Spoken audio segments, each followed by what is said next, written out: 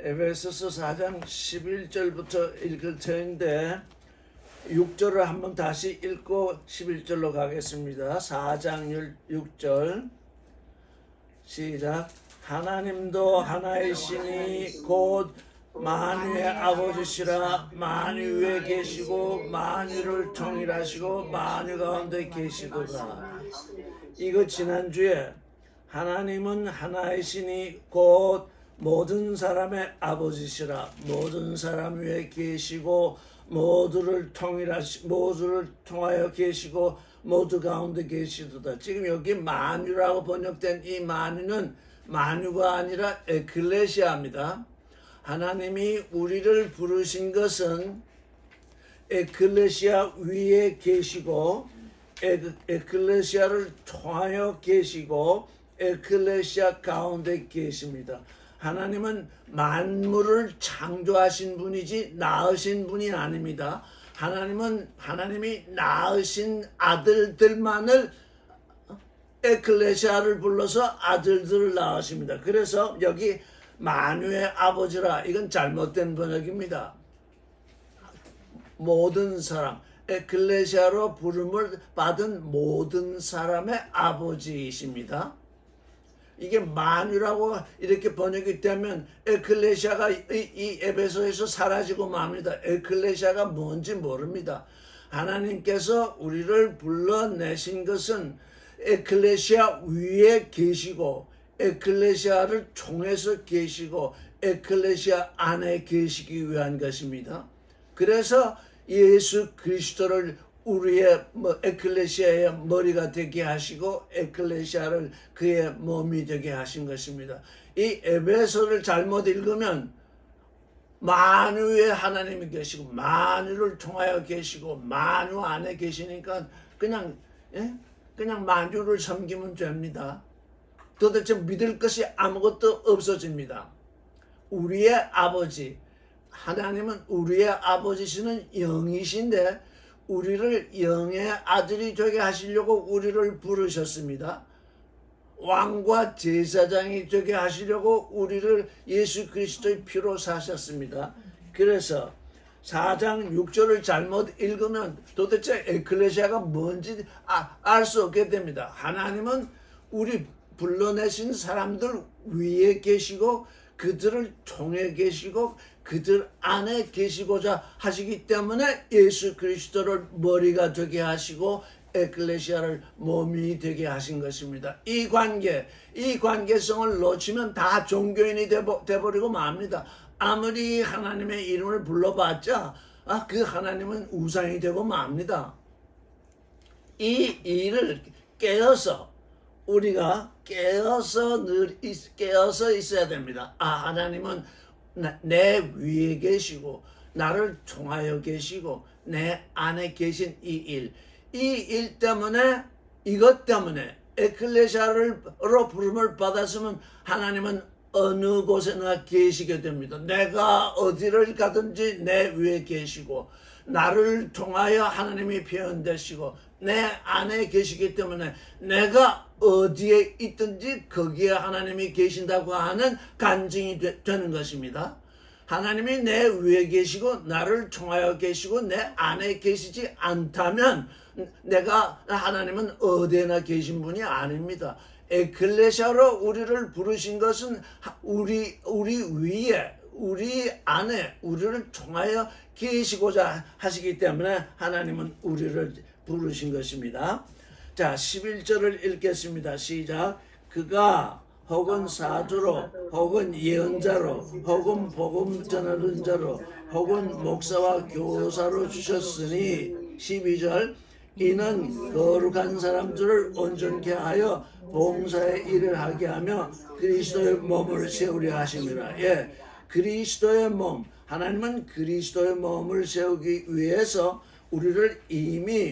우리 속사람을 이미 왕과 제사장으로 삼으셨는데 그 왕과 제사장을 삼는 그 일을 위해서 하나님은 또 뭘 하시냐면은 어떤 사람은 사도로 보내시고 어떤 사람은 예언자로 보내시고 어떤 사람은 호음을 전하는 자로 보내시고 어떤 사람은 목사로 어떤 사람은 교사로 주셨습니다.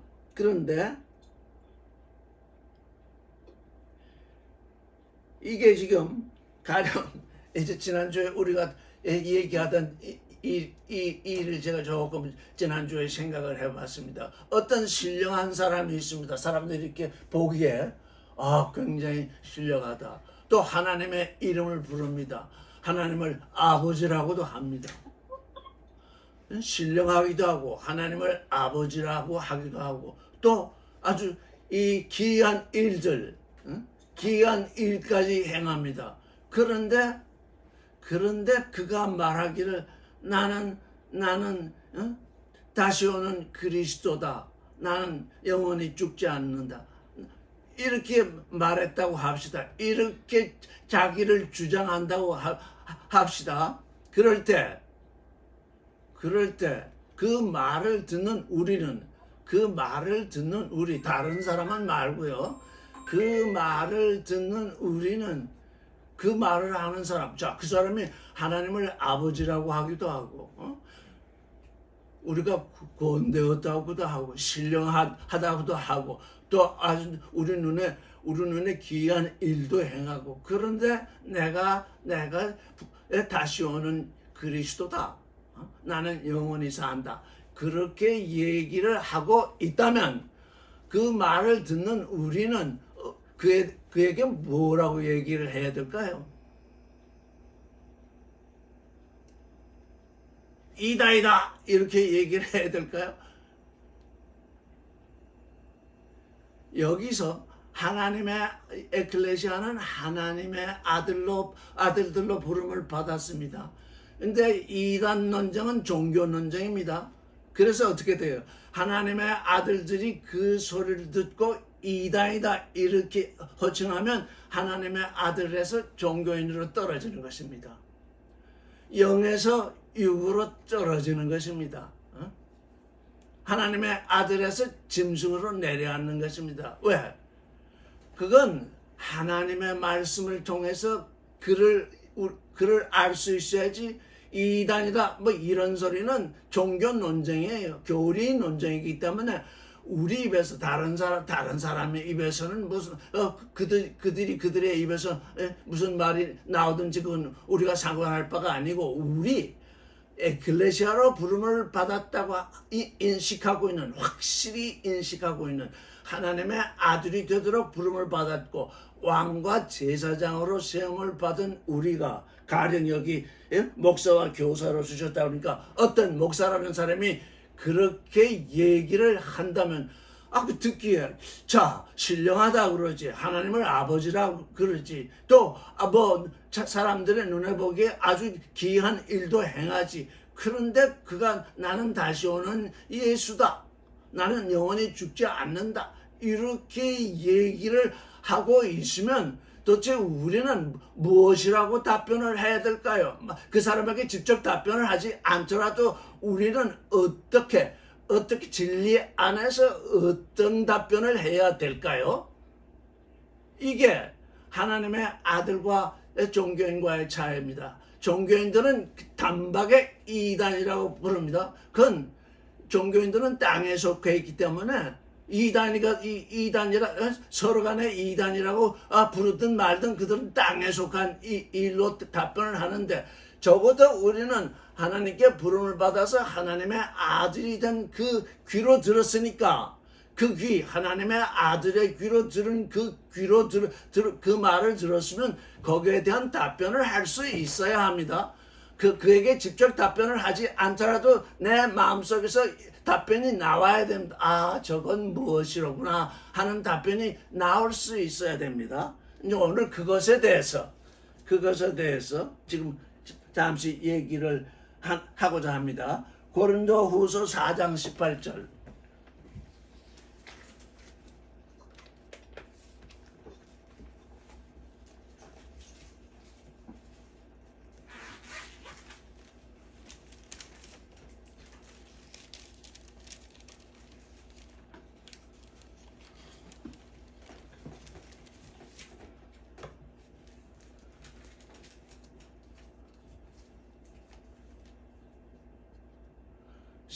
고린도서 4장 18절을 같이 큰 소리로 읽겠어요. 시작.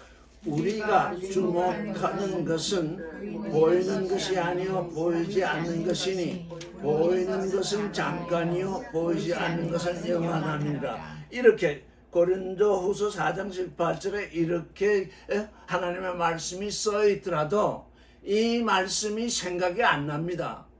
왜? 이게 영 안에서 깨어있는 영성으로 우리가 이 말씀을 읽지 못하고 있으면 보이는 것은 잠깐이요 보이지 않는 것은 영원하구나 이렇게 그냥 머리로 알고 지나가기 때문에 실제에 이런 일에 닥치면 이 말씀이 생각이 안 나죠. 그런데 이제 우리가 영의 눈으로 이 말씀을 바라보게 되면 우리가 주목해야 하는 게 있습니다. 우리가 주목해야 하는 것이 있는데 그게 뭐냐 하면은 보이는 것은 잠깐이다 그런 얘기예요. 보이는 것은 잠깐이구나. 보이는 것은 잠깐이구나. 그래도 그게 거기에 영의 눈이 뜨여 있지 아니하면 또 지나가게 됩니다. 지금 어떤 신령하다는 사람 그게 우리 눈에 보이잖아요. 우리 눈에 보이잖아요. 어떤 신령하다는 사람이 우리 눈에 보이고 나는 하나님의 아들이라고도 하고 나는 구원되었다고도 하고 하는데 마지막에 가서 하는 또 기이한 일로 행하고 하는데 마지막에 가서 나는 재림예수다. 나는 영원히 산다. 이렇게 얘기를 했다면 거기서 뭘 알아야 되냐면은 그 사람 우리 눈에 다 보이잖아요. 여러분 눈에 다 보이죠? 아니 성경 말씀에 보이는 것은 잠깐이요 보이지 않는 것이 영원하다고 했는데 이 사람 보이는 이 사람이 내가 영원히 산다고 하니까 뭐예요? 말씀에서 지금 말씀과 정면 부딪히고 있잖아요. 말씀을 지금 어떻게 해요? 바꿔버리는 거잖아요. 보이는 것은 잠깐이다. 육체는 잠깐이라는 얘기. 근데 나는 영원히 산다. 나는 재림예수다. 이러니까 너는 이단이다. 이렇게 해가지고는 이단이다 해가지고는 이 땅으로 떨어진 논리밖에 안 돼. 이제 종교인들의 논쟁에 우리가 가담하게 되면 땅으로 떨어지는 거예요. 말씀에 하나님의 말씀에 보이는 것은 잠깐이요 보이지 않는 것은 영원하다고 말씀하셨고 실제 우리가 하나님의 아들이 되는 것은 영이신 하나님께 나아진 영의 아들이 되는 일이지 육신의 존재가 영원히 사는 것이 아니잖아. 여기 보이는 것은 잠깐인데 이 보이는 그 존재가 나는 영원히 산다 그랬으니까 이게 뭐 완전히 진리에서 어긋난 거잖아요. 진리를 말하는 것이 아니라 거짓을 말하고 있잖아요. 그렇습니까? 안 그렇습니까? 그러니까 앞에서 자기는 하나님을 아버지라 부르고 구원되었다 하고 신령하다고 그러고 또 아주 거창한 일도 행하는데 그 마지막에 가서 나는 재림예수다. 나는 영원히 산다. 이렇게 얘기를 하면 무엇에서 틀렸느냐? 무엇이 앞에 것은 우리 눈을 현혹할 수 있는 건데 여기 우리가 주목해야 하는 것은 어떤 사람이 무슨 말을 하건 간에 거기 주목해야 하는 것이 뭐냐? 보이는 것은 잠깐이요 보이지 않는 것이 영원하다. 우리가 하나님께 불러냄을 받은 것도 영의 아들이 되는 건 영은 보이지 않잖아요. 하나님은 영이시니까 보이지 않고 우리의 속사람도 보이지 않는데 보이지 않는 영원한 것을 우리가 지금 주목해서 나아가고 있는데 어떤 보이는 육신이 나는 재림예수다 그러면 그게 어떻다는 겁니까? 그게 거짓이라는 겁니다. 그게 사탄이라는 것입니다. 그게 짐승이라는 것입니다. 이게 이다이다. 이래가지고는 어떻게 우리가 종교인으로 떨어지는 거예요. 말씀이 무엇을 증거하고 있는가 그걸 알아야 돼요. 보이는 것은 잠깐이다. 당신도 보이는 것이니까 잠깐 있다 지나갈 것인데 보이는 것이 영원하다. 그러니 뭐예요? 이게 그리스도의 증거를 회파하는 존재잖아요. 재림 예수가 아니라 다른 예수예요. 이걸 그래서 우리가 성경을 영의 눈으로 읽어야 한다 하는 것이 바로 이런 것입니다. 내가 성경 말씀을 읽을 때 그냥 머리의 지식으로 읽으면 어떤 사람이 앞에서 다른 사람들이 보기에 그 사람 신령해. 그 하나님을 아버지라고 그래. 구원되었다고 해. 또 아주 귀한 일도 행하고 있어. 그런데 마지막에 가서 내가 재림 예수다. 나는 영원히 산다. 이러면 그게 어떻다는 겁니까? 우리 하나님께 불러냄을 받은 에클레시아를 유혹하고자 하는 존재다. 그 말이에요. 그렇게 우리가 우리 속에서 알 수 있어야 되는 것이에요.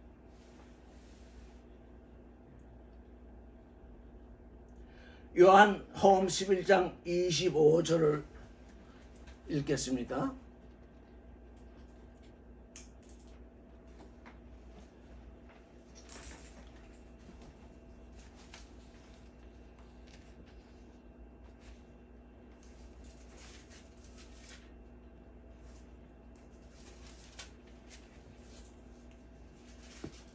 요한복음 11장 25절 다 같이 읽겠습니다.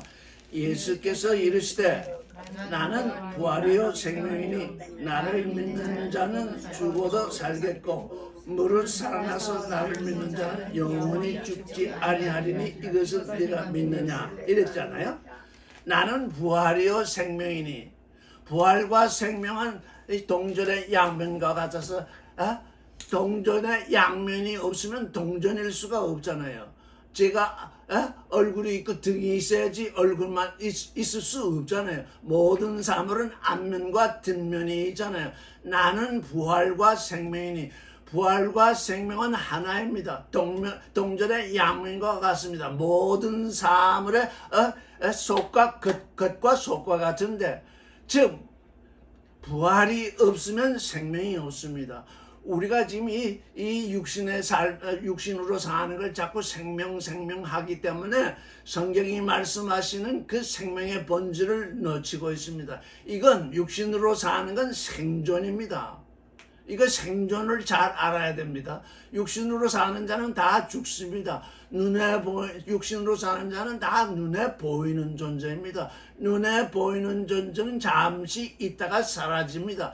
눈에 보이지 않는 영, 그게 영원한 생명을 가지게 됩니다. 그래서 나는 부활이요 생명이니 부활은 죽은 자에게만 오는 것입니다. 육에 대하여 죽고 영에 대하여서 사는 존재, 그게 영원한 생명입니다.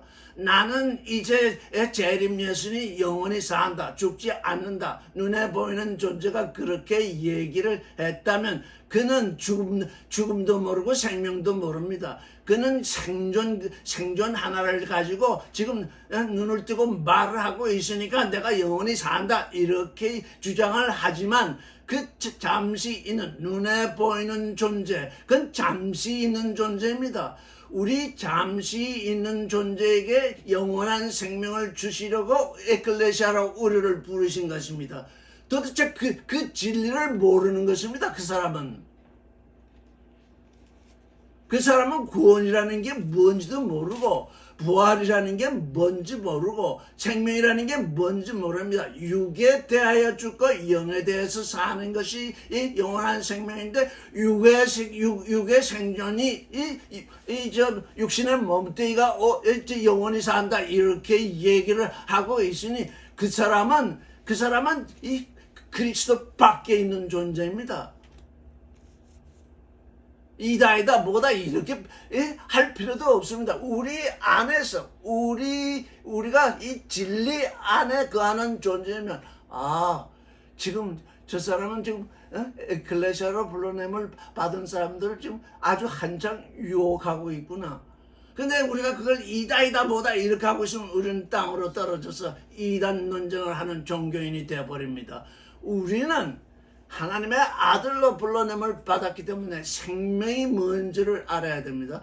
보이는 것은 잠깐이요 보이지 않는 것은 영원하다. 그렇기 때문에 하나님이 우리를 영의 아들로 낳으시는 것입니다. 왜? 보이지 않는 영의 아들로 낳아야 영원한 생명을 가지기 때문에 이 육신은 언젠가 이 휘장과 같아서 벗어놓아야 되는 것입니다. 그걸 모르니까 이 구원이나 하나님의 아들 되는 일이나 성경 전체를 아무것도 모르는 존재입니다.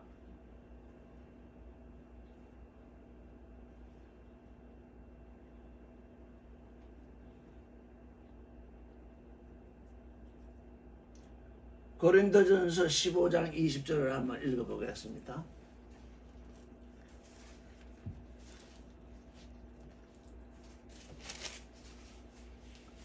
그래서 여러분들이 고린도전서 이 겉으로 나타난 그 육신의 일에 대해서 여러분들이 현혹되면 안 됩니다. 눈에 보이지 않는 그 무엇을 우리가 주목해야 할 것이 바로 눈에 보이지 않는 그 일.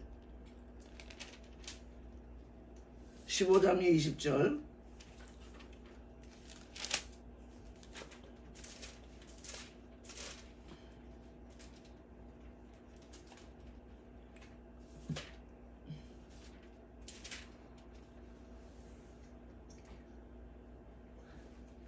이제 우리의 영원한 생명에 관련된 말씀이 나옵니다. 같이 읽겠습니다. 시작. 그러나 이제 그리스도께서 죽은 자 가운데서 살아나사 잠자는 자들의 철면매가 되셨도다. 이게 영원한 생명입니다. 잠자는 자, 죽은 자 가운데서 제일 먼저 이제 부활하셔서 일어나셨는데, 사실 이 죽는다고 하는 것은 이 부활을 위한 것입니다. 육에 대해서 죽고 영에 대해서 사는 이 일이 없으면 우리에게 영원한 생명이 오지 아니합니다. 죽은 자 가운데서 다시 살아나서 잠자는 자들의 첫 열매, 그 첫 열매 때문에 첫 열매를 우리가 본받아서 이제 영원한 생명으로 나아가게 되는 것입니다. 그가 우리 안에 이 영원한 생명의 씨를 뿌려주셨기 때문에 이제 그 첫 열매로 말미암아서 다음 열매들이 나오게 되는 것입니다. 예수 그리스도가 없으면 우리에게 영원한 생명이 없어요. 오질 않아요. 그가 영원한 생명의 씨를 우리에게 뿌려주셨기 때문에 이제 우리가 육신으로는 한번 죽고, 저는 죽는다고도 하지 않죠. 그냥 잠잔다, 아니면 이 육신의 이 휘장을 벗는다 그러는데, 휘장을 벗어 놓아야 이제 영원한 생명 속으로 들어가. 그런데 나는 이제 제레미야서는 영원히 살았다. 그런 죽지 않고 영원히 사는 존재가 없습니다. 영원한 생명은 부활인 동시에 생명입니다. 죽지 않는 존재는 영원한 생명으로 나아갈 수가 없습니다. 반드시 한번 죽어야 돼. 어디에서? 육에 대해서, 죄에 대해서 반드시 죽어야 돼. 근데 지금 나는 영원히 산다고 하는 존재는 육에 대해서 죽지도 않고 죄에 대해서 죽지도 않았습니다.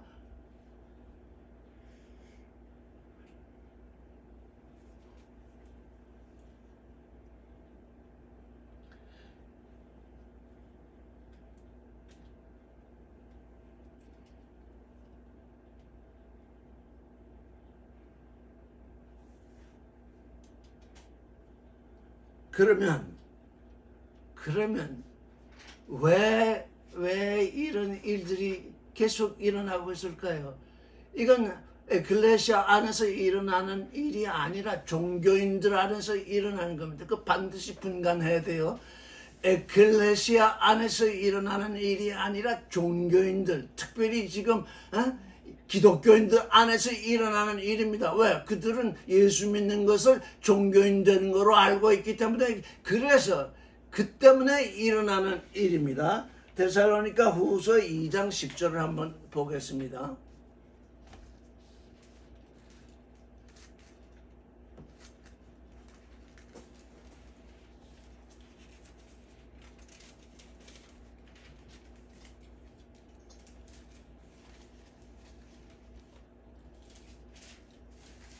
데살로니가 후서 2장 9절부터 읽어보겠습니다. 같이 읽겠습니다. 시작.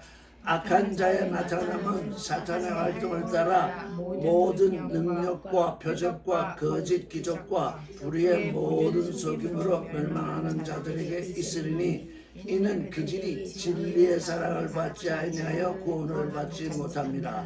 그러므로 하나님이 미혹의 역사를 그들에게 보내서 거짓을 믿게 하시면 진리를 믿지 않고 불의를 좋아하는 모든 자들로 하여금 심판을 받게 하려 하심이라. 예, 이게 아주 에클레시아에게 있어서 잘 에클레시아의 영의 눈에 잘 드러나야 합니다. 사탄이 역사를 하는데 능력이 나타납니다.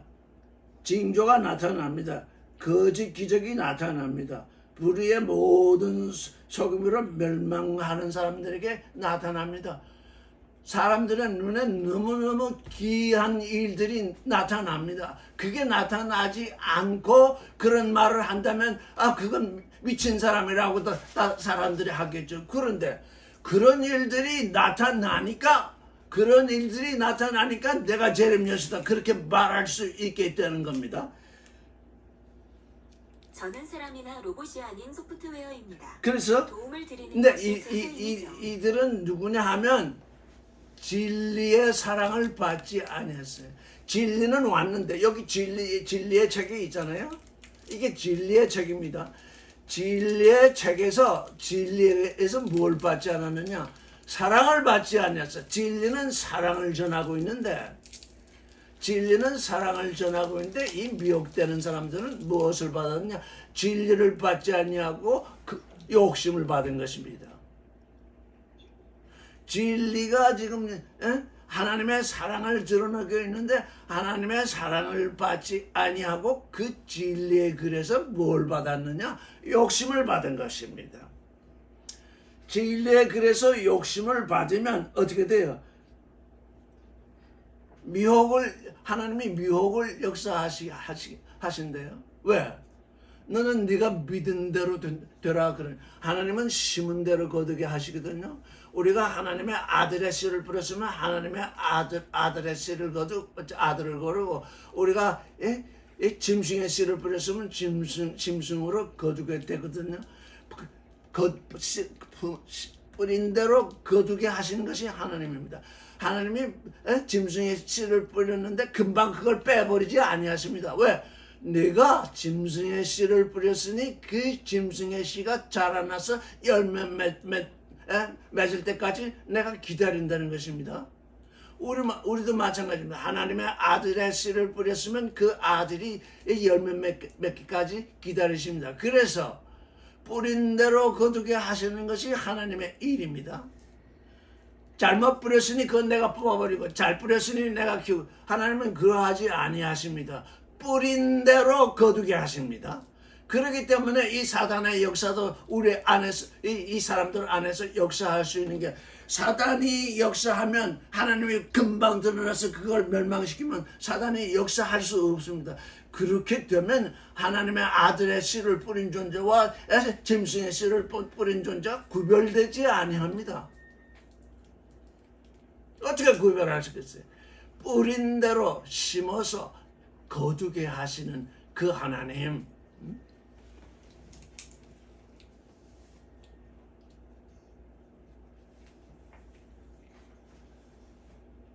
그래서 예수께서 말씀하시기를 그들의 열매로 그 나무를 안다 그랬어요. 사단의 씨를 뿌렸던 아들의 씨를 뿌렸던 그게 다 자라나게 됩니다. 씨 뿌리는 비율을 봐도 알겠죠. 다 자라나서 이제 열매를 맺게 되면 그 열매가 그 나무를 알게 하는 것입니다. 그 열매가 우리를 알게 하시는 것입니다. 그러니까 그게 계속됩니다. 하나님이 계시면 그 사탄의 역사는 금방 멸망시켜야 될 거 아닙니까? 우리의 육신의 생각으로는 그렇게 생각할 수 있습니다. 그러나 하나님은 그렇지 아니합니다. 심은 대로 거두게 하시기 때문입니다. 심은 대로 거두어야 그게 참 아들이기 때문에요. 이거 우리 지금 이 이제 종교계에 일어나고 있는 각자 뭐 여기저기서 뭐 그 이상한 일들이 일어나서 자꾸 사람들이 몰려가고 하는데 그 일의 끄트머리쯤 가게 되면 내가 제림 예수다 그런다고요? 나는 영원히 사는 존재다 그러거든요. 그런데 보이는 것은 잠깐이고 보이지 않는 것이 영원하다. 하나님이 우리 에클레시아를 불러내신 것은 보이지 않는 영의 존재가 되게 하셔서 영원히 사는 존재가 되게 하시는 그 일 때문에 우리를 부르셨거든요. 육신의 눈에 보이는 그 기이한 일들, 너머, 눈에 보이는 그 너머에 있는 하나님의 그 일, 그거를 주목해서 우리가 볼 수 있어야 됩니다. 우리는 늘 우리 눈에 보이는 일 너머에 있는 그 일을 보도록 깨어 있어야 합니다. 그래서 에베소 4장 이제 11절에 뭐라고 했습니까? 사도도 보내고 예언자도 보내고 복음 전파자도 보내고 목사도 보내고 교사도 주셨는데 호음 전파자도 보내고 주셨는데 그 뭘 하기 위한 거냐? 일단 에클레시아로 하여금 거룩한 자가 되게 하기 위한 것입니다. 거룩한 존재가 되게 하기 위한 것입니다. 여기 성도 이렇게 하니까 사람들이 교회 나오는 사람들은 다 성도라 부르요. 그렇지 아니합니다. 지금 사도 바울은 거룩한 사람들과 믿는 사람들 이렇게 둘로 딱 나눠서 지금 얘기하고 있는 거예요. 왜? 믿기 시작할 때는 거룩한 존재가 아닙니다. 거룩하게 되어야 합니다. 그래서 이제 거룩하게 되면 그들을 온전케 하기 위해서 거룩하게 되었다고 해서 온전한 것이 아닙니다. 더욱더 온전한 흠이 없도록 온전케 해서 이제 섬김의 일을 하고 섬김의 일을 하다 보니까 그리스도의 몸을 세운다 그랬습니다. 13절을 같이 읽겠습니다. 시작. 우리가 다 하나님의 아들을 믿는 것과 아는 일에 하나가 되어 온전한 사람을 이루어 그리스도의 장수한 분량에 충만한 데 이르리니. 이 13절을 잘 읽어야 됩니다. 우리가 다 하나님의 아들을 믿는 것과 아는 일에 이렇게 번역이 되었는데 그게 아니라 우리가 하나님의 아들의 믿음과 그 아들의 인식, 에피그노시스, 그 하나님의 아들은 뭘 가지고 있냐?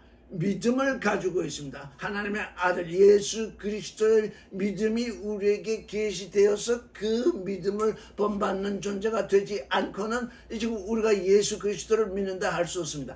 예수 그리스도의 믿음, 곧 부활의 믿음, 육에서 죽고 영으로 사는 그 믿음, 지금 우리 믿음이 아닙니다. 이거 지금 이 성경 번역에 얼마나 지금 엄청난 오역이 되고 있는 것입니까? 하나님의 아들의 믿음, 그 믿음이 우리 안에 계시되어야 됩니다. 하나님의 아들의 인식, 하나님이 그 아버지에 대해서 가지고 있는 인식, 하나님의 아들이 우리 믿는 사람들에게 대하여 가지고 있는 그 인식, 그 믿음, 그게 하나입니다. 예수 그리스도 안에 있는 믿음과 그가 가지신 인식, 그건 하나일 수밖에 없습니다. 믿음은 인식과 하나가 되지 아니하면 믿음이 아닙니다. 인식이 있는데 믿음과 따로 떨어져 있다. 그거는 우리의 그저 지식일 뿐입니다. 이 인식과 우리의 믿음이 일체로 있어야 됩니다. 근데 그분이 가지고 있는 이 믿음과 인식이 하나인데 그 안으로 그 하나로 이른다 그 말입니다. 우리의 믿음, 각자의 믿음, 각자 처음에 예수 믿을 때 다 자기 믿음으로 믿기 때문에 예수 그리스도의 믿음이 계시되지 않고서는 하나의 믿음이 될 수가 없습니다. 예수 그리스도께서 우리에게 증거하신 그 부활의 믿음, 육에서 죽고 영으로 사는 그 믿음, 죄에 대해서 죽고 의에 대하여 사는 그 믿음, 하나님을 내 편으로 끌어들이는 그 자기 믿음에서 내가 하나님 편에 서겠다는 그 믿음. 지금 우리가 얼마나 많은 사람들이 하나님 합니까? 근데 하나님을 자기 편에 끌어들이면 뭡니까? 그 하나님은 우상입니다. 그건 자기가 만들어낸 하나님이지 우리가 믿는 하나님이 아닙니다. 우리가 믿는다고 하는 하나님은 우리의 믿음으로 그 하나님 안으로 들어가는 거지, 우리 자신의 믿음으로 그 하나님을 내게로 끌어내려는 것이 아닙니다. 내게로 끌어내렸다면 그건 우상입니다. 그런 믿음, 예수 그리스도의 믿음, 예수 그리스도께서 우리 이 에클레시아에 대해서 가지고 계신 인식, 너희는 나의 몸이다, 나는 너희의 머리다 하는 그 인식, 그래야 하나가 될 수 있잖아요. 그 하나, 그 하나로 지금 우리가 들어가게 되는 것입니다. 그래서 그렇게 되면 우리가 온전한 사람을 이룹니다. 근데 여기 온전한 사람이 안드라라고 그랬습니다. 안드라라는 것은 그냥 이시나 뭐 이런 맨이 안트로포가 아니라 남자라는 뜻입니다. 우리 예수 그리스도를 믿는 이 에클레시아로 불러냄을 받은 이 존재는 여자입니다. 여자 안에, 여자의 마음 안에 이제 순결한 자녀가 돼서 말씀의 씨가 버려져서 아들이 낳아지면 이제 그게 남자입니다. 이제 그 남자가 아들 장성해서 온전케 되면 이제 온전한 남자가 되는 것입니다. 여기 지금 온전한 사람이라고 했는데 사실은 이게 남자입니다. 하나님이 아버지가 남자이듯이, 우리 주님이 남자이듯이, 우리 예수 그리스도를 믿는 존재가 그리스도와 함께 하나 되는 그 순간 온전한 남자를 이루게 되는 것입니다. 그래서 저는 예수 그리스도께 부름을 받은 모든 존재는 처음엔 다 여자다. 왜? 다 하나님의 아들을 낳을 존재다. 하나님의 아들을 낳아서 거룩하고 온전하게 되면 이제 온전한 남자가 되는 것입니다. 그렇게 되면 그리스도의 장성한 분량, 그리스도의 그 장성한 분량, 그리스도께서 이루신 그 장성한 분량, 거기에까지 이제 우리가 이르는데 그 충만함에 이르리라. 그래서 여기 충만이 나오는 것입니다. 하나님은 우리를, 모든 사람을 모든 것으로 충만케 하는 것이 에클레시아입니다. 그 모든 사람을 모든 것으로 충만케 하시려니까 예수 그리스도를 머리로 세우시고 우리를 몸으로 세우셔서 이제 한 몸이 되게 해서, 온전한 몸이 되게 해서 거기에 충만함에 하나님께서 우리 위에 계시고 우리를 통해 계시고 우리 안에 계시면서 이제 충만한 데까지 이르게 하십니다. 이게 에클레시아입니다. 이 영적인 이 에클레시아의 이 일을 육신의 일로 삼게 되면 전부 종교인이 되고 맙니다. 무슨 말을 하든지 다 종교인이 되고 맙니다. 우리가 깨어서 하나님이 행하시는 이 영의 일, 그분이 우리 위에 계시고 우리를 통해서 계시고 우리 안에 계시고 예수 그리스도로 말미암아 우리의 머리가 되시고 우리가 그의 몸이 되게 하는 그 일을 통해서 우리를 그리스도의 충만함에 이르기까지 하시는 그 일, 그게 하나님이 우리를 에클레시아로 부르신 이유입니다. 14절 읽겠습니다. 이는 우리가 이제부터 어린아이가 되지 아니하여 사람의 기술과 간사한 유혹에 빠져 모든 교훈의 풍조 밀려 요동치 않게 합니다. 예, 어린아이, 처음 믿을 때는 어린아이와 같습니다. 조금 능력 같은 게 나타나면 저는 눈이 휘둥글러지고 그냥 쫓아다니고 그러는데 그거 다 어린아이의 때의 일입니다. 어린아이 때는 그럴 수 있습니다. 근데 그래서 어린아이 때를 지나가서 사람의 괴술과 간사한 유혹, 이거 두 가지입니다. 사람들을 모으기 위해서 뭘 하느냐? 괴수를 행하고 유혹을 행합니다. 왜? 사람들이 많이 모여야 세력이 형성이 되고 사람이 많이 모여야 돈이 모이고 사람이 많이 모여야 지금 어떤 일이 이 세상에 대해서 자기 목에 힘을 줄 수 있는 일이 일어납니다. 그 일을 행할 수 있습니다. 우리가 선교전만 대보면 그거 다 알 수 있습니다. 그래서 사람의 괴술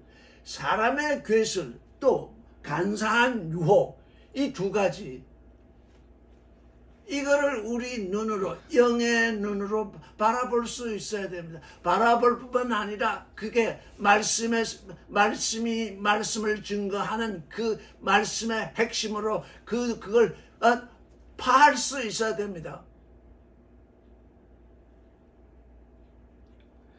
모든 교훈의 풍조에 밀려 요동치 않게 한다.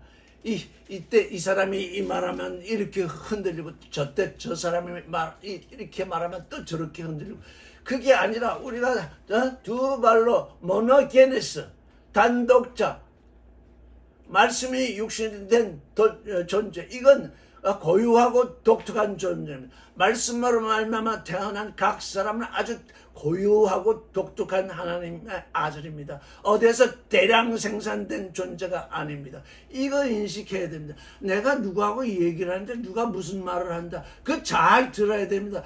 저 말이 하나님의 계시에 맞는가, 하나님의 사랑에 맞는가, 그거 알아야 됩니다. 인생들이 옳다, 인생들이 종교나 윤리나 도덕이나 철학이나 이런 걸 통해서 이 일이 옳다 주장하는 건 소용이 없습니다. 하나님이 우리에게 사람으로 사랑의 실존을 이루고 주신 그 말씀, 거기에 맞느냐 맞지 않느냐, 그걸 살펴야 됩니다. 그러면 모든 교훈의 풍조에서 밀려 요동치 않게 되는 것입니다. 15절을 읽겠습니다. 시작. 오직 사랑 안에서 참된 것을 하여 보험자의 그까지 자랄지라. 그는 머리니 곧 그리스도라. 예, 사랑 안에서 행하랍니다. 우리가 잊지 말아야 될 건 사랑 안에서입니다. 또 하나 잊지 말할 것은 사랑 안에서 진리를 행해야 합니다. 사랑 빼고 진리를 행한다 그러면 선악지식이 됩니다. 내가 성경을 읽고 깨달은 게 있습니다. 이제 이렇게 해야지. 근데 거기서 사랑이 죄되면 그 선악지식입니다. 사랑과 진리는 하나입니다. 그래서 저는 늘 얘기하죠. 하나님은 사랑인 동시에, 하나님은 생명인 동시에, 하나님은 거룩인 동시에, 하나님은 진리이다. 이걸 우리가 우리의 이 인식의 한계 때문에 이 성경이 그렇게 나눠서 우리에게 말씀을 하신다 할지라도, 우리는 하나님은 사랑인 동시에 생명이시고, 생명인 동시에 거룩이시고, 거룩인 동시에 진리인 것을 우리가 놓쳐서는 안 됩니다. 그거 깨어서 있어야 됩니다. 왜? 한창 진리를 추구한다고 하다 보면 어느 땐가 사랑을 놓치게 되면 선악지식을 쫓아가고 있습니다. 한창 진리를 쫓아간다고 하다 보니까 우리가 사랑을 놓치면 뭐가 되느냐? 우리 생존을 쫓아가고 있습니다. 내가 누구다. 그런 일들이 왜 일어나느냐? 오늘 주님의 기도했죠. 우리를 시험에 빠져들게 마옵시고, 주님의 기도의 제일 마지막 판에 나옵니다. 지금 예수 그리스도를 쫓아다니는 사람들이 다 어디에서 걸리느냐? 주님이 가르쳐 주신 제 기도의 마지막 편에 나오고 있습니다. 우리를 시험에 빠져들게 마옵시고 다만 악에서 구하옵소서. 만약에 우리가 시험에 빠져서 악을 움켜졌을 때 어떻게 됩니까? 회개해야 됩니다. 거기서 돌이켜야 합니다. 하나님의 뜻으로 옮겨와야 됩니다. 그런데 회개를 하지 않는 이유가 뭡니까? 그게 너무너무 육신에게 이익이 되잖아요. 큰 건물도 생겼죠. 많은 무리도 생겼죠. 많은 세력도 생겼죠. 그걸 버릴 수가 없습니다. 그래서 그게 계속되는 겁니다. 불의의 씨를 부리면 불의를 거둘 수밖에 없는 것이, 거기를 떠날 수가 없어요.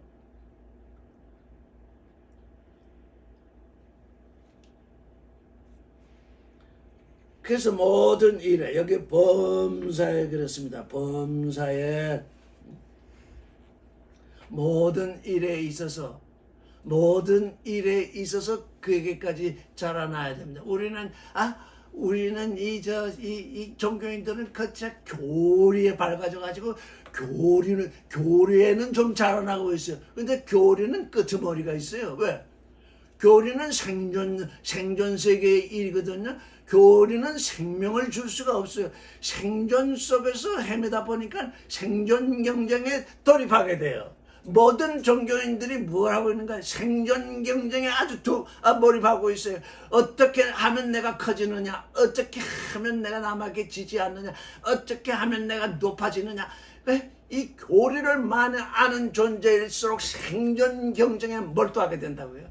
근데 생존은 뭡니까? 보이는 거잖아요. 잠시 있는 거잖아요. 잠시 있다가 없어지는 거잖아요. 그래서 우리가 이 계시의 말씀 그 안으로 들어가야 하는 이유가 바로 그것입니다. 그래서 사랑 안에서 우리는 어쨌든 우리 사랑 훈련하자 그러지 않았습니까? 사랑 안에서 참된 것을 해서 진리를 행해야 됩니다. 진리. 하나님의 말씀이 진리입니다. 하나님의 말씀이 진리인데 그 진리는 우리에게 사랑을 주시고 계십니다. 그래서 진리와 사랑은 하나입니다. 진리와 사랑, 생명, 거룩 그게 하나입니다. 도무지 떼어낼 수가 없습니다. 우리의 육신의 한계성 때문에 그걸 나눠서 볼 수는 있어요. 가령 하늘에 태양이 있어요. 하늘에 태양이 이렇게 번쩍아 이렇게 있잖아요. 그 태양 우리 눈으로 보잖아요. 거기서 빛이 우리에게 비춰오잖아요. 하늘에 태양이 있고 빛이 비춰오는데 또 그 빛을 따로이 우리가 볼 수 있잖아요. 따로이 몸으로 느끼고 있잖아요. 그런데 태양에서 빛을 빼면 태양일 수 없잖아요. 태양과 빛과 또 열기, 그 열기가 없으면 이 땅에 아무 생물도 존재할 수 없잖아요. 그래서 태양이 있고 빛이 있고 열기가 있어요. 태양이 땅 속에 있는 것이 아니라 하늘에 있잖아요. 그래서 하늘과 태양과 빛과 열기 이게 뭡니까? 이게 하나인 것입니다. 우리 눈에는 다 각각 이렇게 볼 수 있잖아요. 각각 느낄 수 있잖아요. 해는 저 하늘에 있고 하늘도 따로 느낄 수 있고 태양도 따로 느낄 수 있고 빛도 따로 느낄 수 있고 또 열기도 따로 느낄 수 있어요. 근데 따로 느끼는 건 우리일 뿐 그 태양은 하나이거든요. 하나님도 우리에게 역사하시는데 사랑으로 역사하시고 거룩으로 역사하시고 진리로 역사하시고 생명으로 역사하시는데 우리가 그걸 따로 느낄 수는 있으나 하나님은 그 하나이시거든요. 그걸 모르기 때문에 그걸 항상 깨어서 인식하지 않고 있기 때문에 한 것으로 치우치다 보면 사랑 빼고 진리 따른다고 하다 보면은 선악지식으로 빠지고 이런다고요.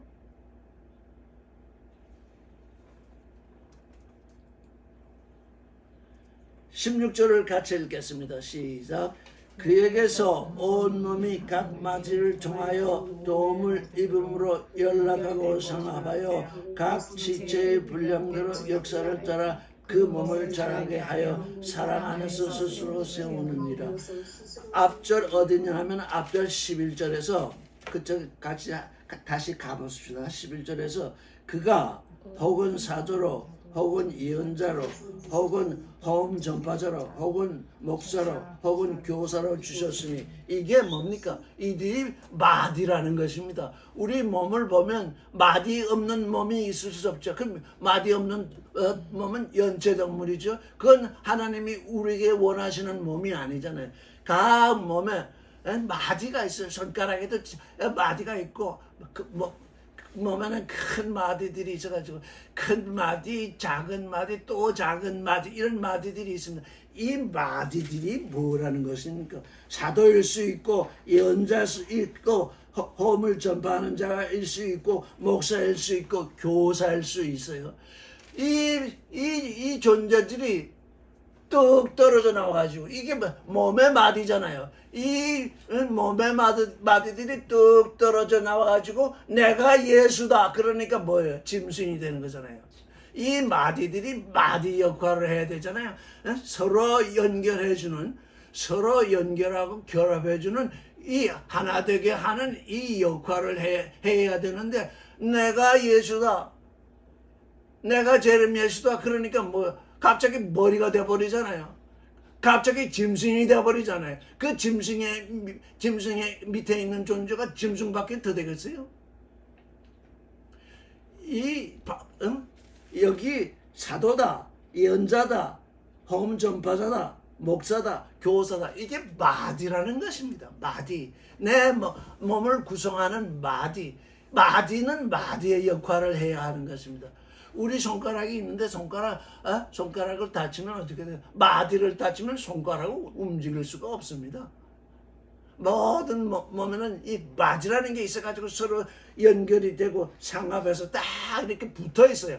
떨어지면 마디가 연결이 되어 있긴 한데 만약에 탈골이다 됐다 그러면 마디가 탈골이 됐다 그러면 떨어졌다는 얘기잖아요. 그럼 움직일 수가 없어요. 부러지기다 하면 더욱더 움직일 수 없어요. 이게 그리스도 안에서 지금 마디 역할을 할 존재들이 지금 무엇을 한다고? 머리 역할을 해요. 머리 역할을 한다고 하면 벌써 그는 짐승이에요. 그러니까 얼마나 우리가 사랑 안에서, 이게 사랑의 일이잖아요. 사랑 안에서 뭘 행하라고 그랬어요? 참된 것. 그리스도의 사랑 안에서 뭘 해야 되느냐? 사도다, 예언자다, 또는 복음 전파자다. 그러면 그 마디가 돼가지고 그리스도의 몸을 이루도록 이렇게 연결이 되는 그 일을 해줘야 되는데, 제가 엉뚱하게 턱 들어가가지고는 나는 제레미야시다 이러면 그게 귀신이 아니고 뭐겠습니까? 이래서 지금 한 몸을 이루는 이 일, 한 몸을 이루는 일. 그래서 여러분은 나는 혼자 구원되었으니 이제 기쁘다. 그래서 기쁘고 즐겁다고 하는 찬송을 계속 불러봐야 소용이 없는 게 마디 조그만 뼈도 다 여기 눈에 드러나는 마디뿐만 아니라 또 안에 다 연결이 되어 있잖아요. 연결이 되어서 한 몸을 이루도록 이렇게 연결이 되어야 되는데 그게 하나됨이잖아요. 그게 그리스도의 믿음과 그리스도의 인식이 하나인 것처럼 우리가 그 안으로 들어가야 되잖아요.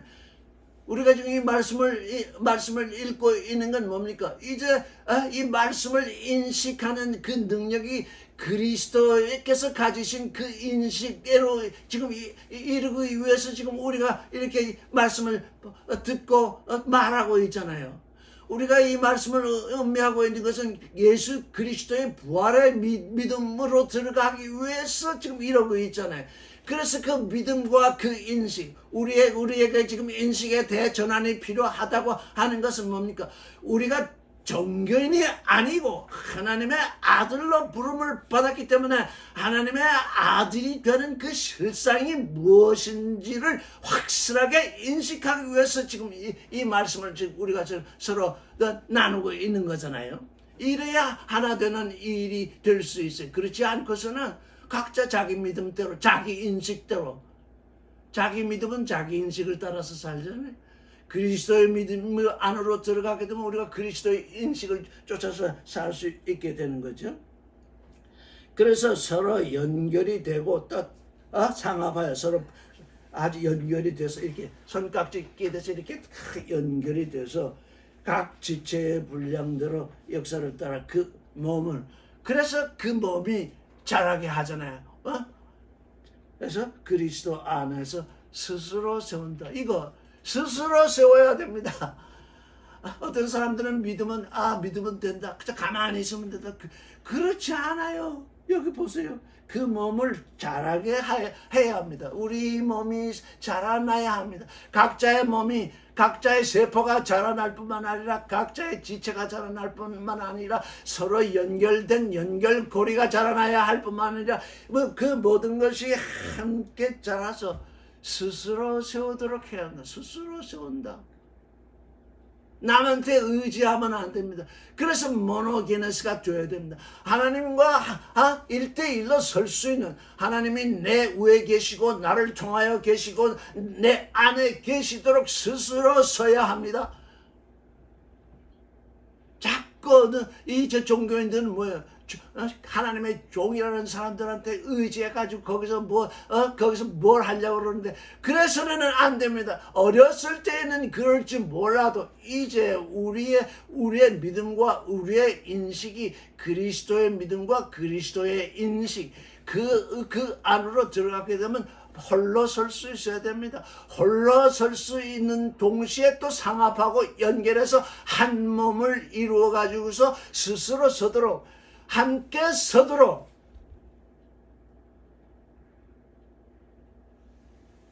함께 서는 일, 함께 서지 않고서는 어떻게 설 수가 없습니다. 손가락 하나만 고장이 나도 얼마나 온 몸이 아프고 합니까? 이게 함께 서야 합니다. 저는 그리스도께서 제3일 만에 살아나신 그 일을 이제 하루가 천년 같고 천년이 하루 같은 그 일을 통해서 바라보면서, 우리가 예수께서 오신 지 2000년이 지나고 지금 3000년대에 들어왔잖아요. 이제 정말 부활하신 그리스도께서, 우리 마음 안에 부활하신 그리스도께서 들어오실 때다. 그래서 나는 전부터 있어 왔고 지금도 있고, 또 어떠시면 장차 올 자가 로 번역된 것이 잘못됐죠. 나는 오고 있는 자라. 나는 너희를 자라게 하고 있는 자라. 그가 우리 안에서 영양분을 공급해서 우리가 스스로 자라나서 이렇게 자라나야지. 나중에 올 자, 나중에 한꺼번에 자라날 수 있겠습니까? 그가 오시는 대로, 그가 말씀으로 우리에게 주시는 대로 오고 계신 그분을 우리가 맞이해서 우리 안에서 스스로 몸을 세우는 존재. 이게 지금 우리의 일입니다. 이게 에클레시아의 일입니다.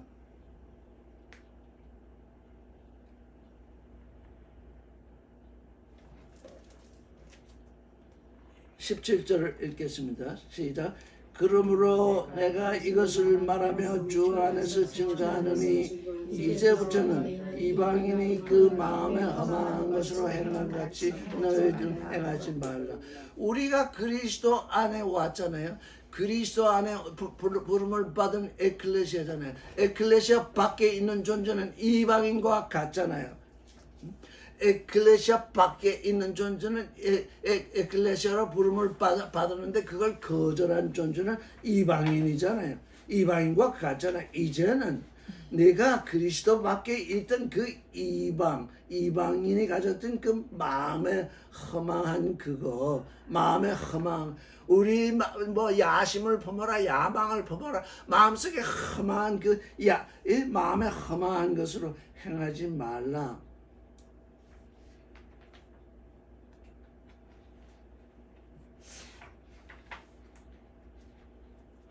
그러면 우리가 그리스도 밖에 있을 때는 어떤 존재였는가? 18절. 저희 총명이 어두워지고 저희 가운데 있는 무지함과 저의 마음이 굳어짐으로 말미암아 하나님의 생명에서 떠나있도다. 예, 우리가 이방인이 되었다, 에클레시아 밖에 있었다 하는 건 뭡니까? 우리의 총명이 어두워진 것입니다. 디아노이아, 우리 마음에 디아노이아, 아까 내가 제일 많은 예수다. 그것도 그 총명이 어두워진 것입니다. 그 진짜 아주 어두워진 것입니다. 시편 110편 10편을 한번 읽고 지나가겠습니다. 시편 110편 10절.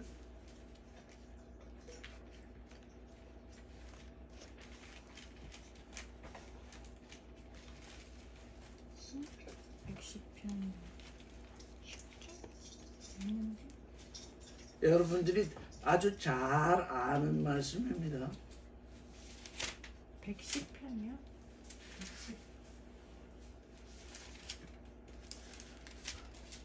여호와를 경외함이 지혜의 근본이라. 예. 하나님을 경외하는 것이 지혜의 근본이라. 근데 하나님을 믿는다죠. 하나님의 아들이라고 했죠. 더 귀한 일도 한다죠. 그런데 왜 그는 그런 얘기를 할까요? 우상을 섬기기 때문입니다. 자기가 만든 우상, 그게 그의 신이 되어 있기 때문입니다. 살아계신 하나님을 경외하는 것이 지혜의 근원인데 그는 지혜가 없어요. 아무런 지혜가 없어요.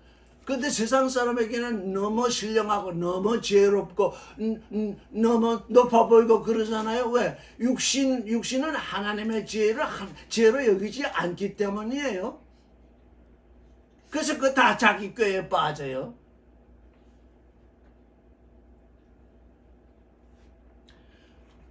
그런 이 말씀이 우리에게 증거하고 있는, 말씀이 말씀 자신을 증거하고 있는 그 보이지 아니하는 그 실상, 지금 우리가 나아가고 있는 그 실상에 대해서 주목하지 못하면, 왜? 다 많은 사람들이 모이는 것은 눈에 보이는 것을 바라보고 있지, 눈에 보이는 것 너머에 있는 그 실상을 바라보지 못하고 있잖아요.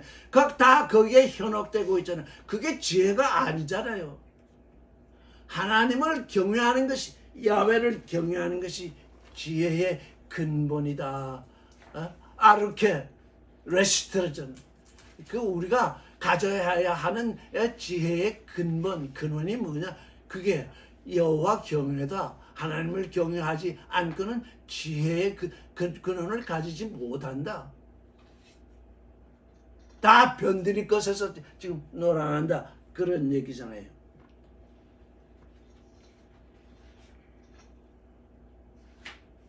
저희가 지혜 있다고 하는데 그게 무지하잖아요. 저희가 지혜 있다는 것이 무지요. 저희가 아주 의지를 가지고 행한다고 하는 것이 마음이 굳어진 거잖아요.